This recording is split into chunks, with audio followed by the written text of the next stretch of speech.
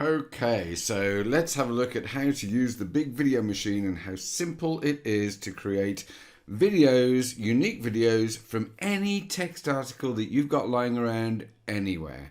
Okay, so this is ideal for repurposing any content that you've got lying around in written form. So this is what happens when you open up the software. It's all very, very simple. So we've made it that way. So I'm going to go through it with you now just to show you. The first thing it's going to ask us to do is to put in an article. Now, I've got one that I've just written up here. Okay, so I'm just going to copy that and I'm just going to paste it in here. Okay, so every time that there is a new paragraph, that will start a new slide in the video. Okay, so you want to be careful not to put too much text in each paragraph, otherwise it's going to be a little bit too compressed onto the video. So make the paragraphs, each paragraph is what it's going to say on a slide, and you'll see that in a moment. Okay, so that's the article that we've got in there. Next thing we can do is to set the background of the actual video and set the font. Okay, at the moment that's what we've got, white background with Tahoma. That's what it always defaults to. So let's just make the background a different color. Let's make it this nice dark blue color like that. And if I've done that, then I really ought to set the font to a different color as well. Now you can set the font here. It's whatever font you want the video to show as. You can put bold, you can make the size different. I'm going to keep it as the default one for this, and you'll see that it's turned it to white. I can alternatively, if I wanted to, use an image as the background for the video as well.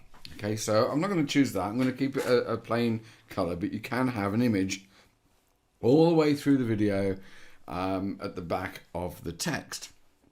Okay, so the next thing we need to decide is music. Now I've got a file with some music in here, so I'm going to choose that one.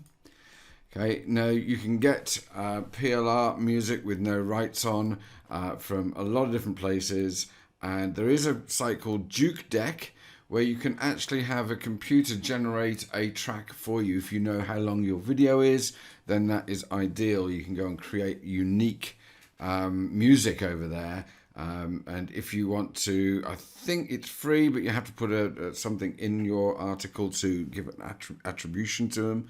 Otherwise, you pay $1, I think it is, or $2, and you get to use it as much as you like. Okay, so that's that. So we've chosen some music. The output folder, it will default to document vidical, so you can leave it at that. Now, we can finish on a blank slide, and this is at the end of the video, a blank slide. The last page of the article will finish the video, or we can choose an image. I'm going to choose image for this. It's all about fish and chips, and I've got a picture of a fish and chip shop here, and I can also, if I choose to, use an image for the first frame. Now I've chosen for that last image there, I've chosen a fish and chip shop. It would probably make more sense if you're using these as review videos to put a call to action slide on there. Okay, so that would be, make an image with a great big arrow pointing to where the link's going to be, saying now click here for more information.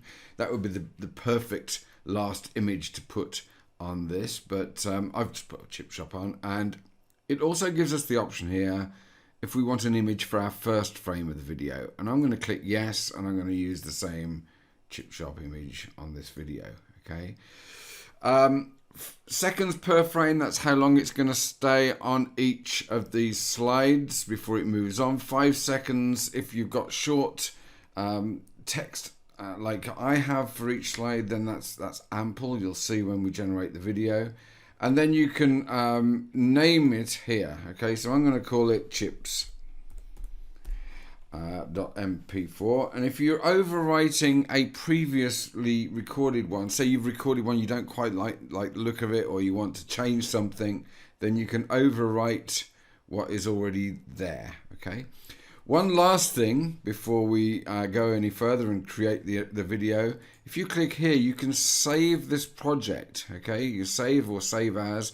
You save the project, and next time you open up the big video machine, it will create it'll put it all back in as you saved it, okay? So there'll be no issues with that at all.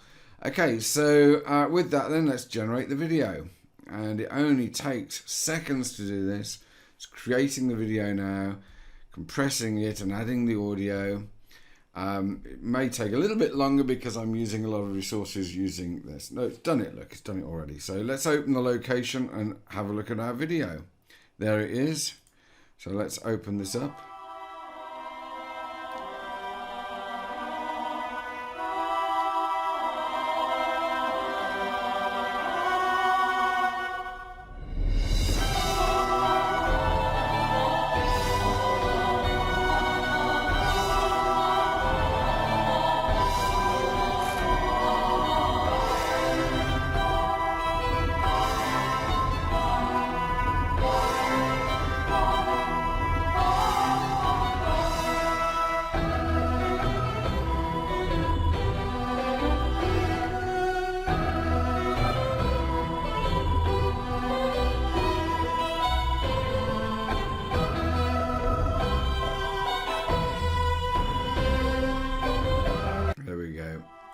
I'll stop it going any further. So that's it. You can obviously play around with all of this stuff, and if you don't like it, come back and overwrite it and change it as much as you like. And one last thing I'll mention is this Tube Optimizer button here. If you haven't bought my Tube Optimizer Wizard software, when you click that, it will tell you to upgrade. There is a pro version of this. If you've bought my Tube Optimizer Wizard, you won't need that. And if you click on yes, it will take you to the Tube Optimizer Wizard, okay? If you haven't bought that and you're buying this product as a standalone product, then if you click this, it will take you to where you can upgrade and get this Tube Optimizer added in. And basically what that does is it provides you with an optimized description and tags for your video, okay? So that's something that's useful. If you haven't got my Tube Optimizer Wizard, you can get one included inside this software. And there you go, that's it. And with that, any questions, hit me up on support, but I think it's very self-explanatory. Thank you and bye for now.